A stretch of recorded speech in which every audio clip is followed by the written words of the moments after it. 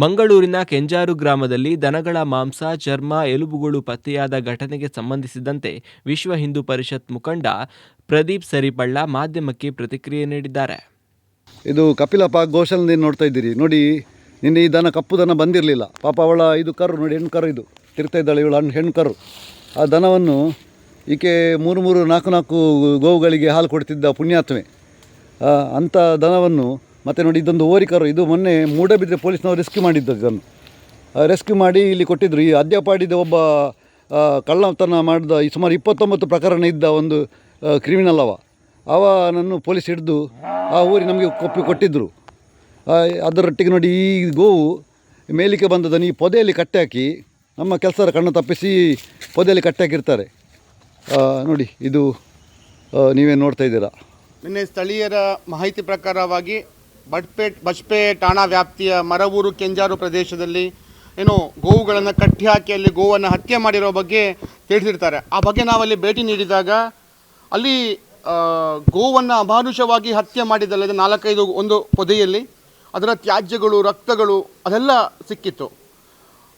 ಅದಲ್ಲದೆ ಸ್ಥಳೀಯರೆಲ್ಲ ಅವರನ್ನು ಭೇಟಿ ಮಾಡಿದಾಗ ಅಲ್ಲಿ ಸುಮಾರು ವರ್ಷಗಳಿಂದ ಗೋವುಗಳು ಕಾಣೆ ಆಗ್ತಾ ಇರೋದು ಅಥವಾ ಗೋವುಗಳು ಕಳ್ಳತನ ಆಗ್ತಾ ಇರೋ ಬಗ್ಗೆ ಮಾಹಿತಿ ತಿಳಿದು ಬಂತು. ಅದಲ್ಲದೆ ಭಯಾನಕ ಮಾಹಿತಿ ಅಂತ ಹೇಳಿದ್ರೆ, ಅದನ್ನು ಅಲ್ಲಿ ಸುತ್ತ ಎಲ್ಲ ಪೊದೆಗಳಲ್ಲಿ ನೋಡುವಾಗ 8-9 ಪೊದೆಗಳಲ್ಲಿ ಗೋವಿನ ರಕ್ತದ ಗುರುತು ಅಥವಾ ತ್ಯಾಜ್ಯದ ಗುರುತು. ಒಂದು ಪೊದೆಯಲ್ಲಿ ಎಷ್ಟು ಅಂತ ಹೇಳಿದರೆ ಟನ್ಗಟ್ಟಲೆ ಅಷ್ಟು ಗೋವಿನ ತ್ಯಾಜ್ಯ, ಗೋವನ್ನು ಹತ್ಯೆ ಮಾಡಿರತಕ್ಕಂಥ ತ್ಯಾಜ್ಯ. ಅಂದರೆ ಆ ಭಾಗದಲ್ಲಿ ಸುಮಾರು ತಿಂಗಳುಗಳಿಂದ 100 ಗೋವುಗಳ ಹತ್ಯೆ ಆಗಿರೋ ಬಗ್ಗೆ ಶಂಕೆ ವ್ಯಕ್ತ ಆಗ್ತಾ ಇದೆ. ಅದರ ಪಕ್ಕದಲ್ಲೇ ಕಪಿಲ ಗೋಶಾಲೆ ಇದೆ. ಆ ಕಪಿಲ ಗೋಶಾಲೆಯ 100 ಗೋವುಗಳು ಕೂಡ ಹತ್ಯೆ ಆಗಿರೋ ಬಗ್ಗೆ ನಮ್ಗೆ ಕೂಡ ಶಂಕೆ ವ್ಯಕ್ತ ಆಗ್ತಾ ಇದೆ. ಭಾರತ ಕಂಡು ಕೇಳದ ದೊಡ್ಡ ಮಟ್ಟದ ಗೋ ಹತ್ಯೆ ಮಾಫಿಯಾ ಇದಾಗಿದೆ ನೋಡಿ. ಅದು ಹತ್ತಿರದಲ್ಲಿ ಆ ರೈಲ್ವೆ ಪಟ್ಟೆ ಮೇಲ್ಗಡೆ ಹೋದಾಗ ಜೋಕಟ್ಟೆಯಲ್ಲಿ 7 ಬೀಫ್ ಸ್ಟಾಲ್ ಇದೆ. ಅವಿಭಜಿತ ದಕ್ಷಿಣ ಕನ್ನಡ ಜಿಲ್ಲೆ, ಉಡುಪಿ ಜಿಲ್ಲೆಯಲ್ಲಿ ಕೂಡ ನಮ್ಮದು ಯಾವುದೇ ಸ್ಲಾಟರ್ ಹೌಸ್ ಇಲ್ಲ, ಕಸಾಯಿಖಾನೆ ಇಲ್ಲ. ಆದರೂ ಕೂಡ ಅಲ್ಲಿ ಬೀಫ್ ಹೇಗೆ ಬರ್ತಾ ಇದೆ? ಇದೊಂದು ದೊಡ್ಡ ಜಾಲ. ಹಾಗಾಗಿ ನಿನ್ನೆ ಬಜ್ಪೆ ಪೊಲೀಸ್ ಠಾಣೆಯಲ್ಲಿ ಗೋವನ್ನು ಕಳೆದುಕೊಂಡವರು ಕೂಡ ದೂರನ್ನು ಕೂಡ ದಾಖಲಿಸಿಕೊಂಡಿದ್ದಾರೆ. ಪೊಲೀಸರು ಕೂಡ ಈ ಹತ್ಯೆಯ ಬಗ್ಗೆ ದೂರನ್ನು ದಾಖಲಿಸಿಕೊಂಡು ಮಾಜರು ಕೂಡ ಮಾಡಿದ್ದಾರೆ.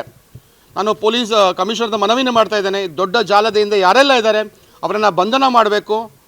ಅಷ್ಟೇ ಅಲ್ಲ, ಗೋವು ಕಳೆದುಕೊಂಡಿದ್ದಾರೆ, ಅಲ್ಲಿ ನಿರಂತರವಾಗಿ ಗೋ ಹತ್ಯೆಗಳು, ಗೋ ಕಳ್ಳತನ ಆಗ್ತಾ ಇದೆ. ಅದನ್ನು ಇನ್ನು ಮುಂದೆ ಅಂದರೆ ಯಾವ ರೀತಿಯ ಈ ಅಕ್ರಮ ಚಟುವಟಿಕೆಗಳು, ಗೋ ಸಾಗಾಟ ಆಗುವುದನ್ನು ತಡಿಬೇಕು ಅಂತ ಮನವಿಯನ್ನು ಮಾಡ್ತಾ ಇದ್ದೇನೆ.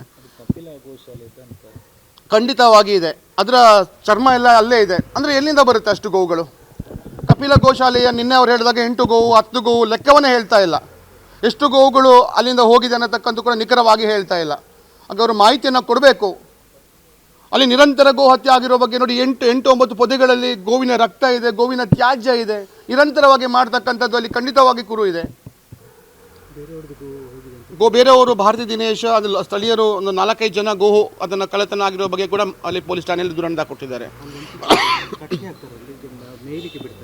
ಅಲ್ಲಿ ಅಂದರೆ ದೊಡ್ಡ ಅದೊಂದು ಬಯಲು ಪ್ರದೇಶ, ನಿರಂತರವಾಗಿ ಗೋವುಗಳು ಮೇಲಿಕ್ಕೆ ಬರ್ತದೆ.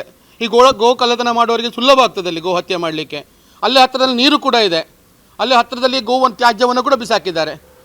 ಅಂದರೆ ಇದೊಂದು ಭಯಾನಕ. ಇಷ್ಟು ಗೋವು ಹತ್ಯೆ ಆಗಿರೋದು ಎಲ್ಲೂ ಇಷ್ಟರವರೆಗೆ ಭಾರತದಲ್ಲೇ ಕಂಡು ಬರಲಿಕ್ಕಿಲ್ಲ. ಅಷ್ಟು ದೊಡ್ಡ ಗೋವ ಹತ್ಯೆ ದಂಧೆ ಆಗ್ತಾ ಇದೆ ಇಲ್ಲಿ. ಅನುಮಾನ ಇದೆ ಅಂದರೆ ಗಾಡಿಗಳನ್ನು ಗುರುತಿಸುವಂಥದ್ದು ಏನಾದರೂ ಆಗಿದೆ?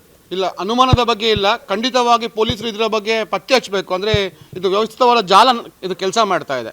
ಹಾಗಾಗಿ ಇದರ ಬಗ್ಗೆ ತನಿಖೆ ಆಗಬೇಕು. ಸೋಮವಾರವರೆಗೆ ಗಡುವನ್ನು ಕೊಟ್ಟಿದ್ದೇವೆ. ಸೋಮವಾರ ಪ್ರತಿಭಟನೆಯ ಕೂಡ ಎಚ್ಚರಿಕೆಯನ್ನು ಕೂಡ ಕೊಟ್ಟಿದ್ದೇವೆ.